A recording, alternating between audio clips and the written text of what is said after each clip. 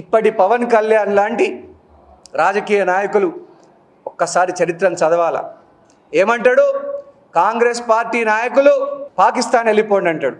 తలకాయ, నీ మెడకాయ మీద తలకాయ ఉండే మాట్లాడుతున్నావా పవన్ కళ్యాణ్ గారు? నీకేమైనా కనీసమైనటువంటి చరిత్ర మీద అవగాహన ఉందా? నీ కుటుంబంలో ఎంతమంది బలైనరు ఉగ్రవాదానికి? ఎంతమంది దేశం కోసం త్యాగం చేసిండ్రు నీ కుటుంబంలో?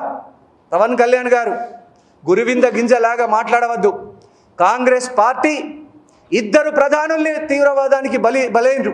2 ప్రధానుల్ని దేశం కోసం ప్రాణాలు అర్పించిండ్రు. నీ కుటుంబంలో ఎంతమంది అర్పించిండ్రు చెప్పు. మొదలు మాట్లాడవచ్చునా? నీ సంస్కారానికి తగునా? ఇదేనా నీ సంస్కారం? ఒక్కడి గుర్తుపెట్టుకోండి పవన్ కళ్యాణ్ గారు, చరిత్ర చెరిపేస్తే చెరిగిపోదు. ఈరోజు కాంగ్రెస్ పార్టీ మీద నువ్వు మాట్లాడిన మాటలు నీ పదవికి వన్నె తేదు. నువ్వు ఒక పార్టీకి, ప్రాంతీయ పార్టీకి అధ్యక్షునిగా ఉన్నావు. నీ సంస్కారానికి, నీ పదవికి ఈ మాటలు దిగజారుడుతనాన్ని సూచించలేవా? ఒక్కసారి ఆలోచన చేసుకోండి.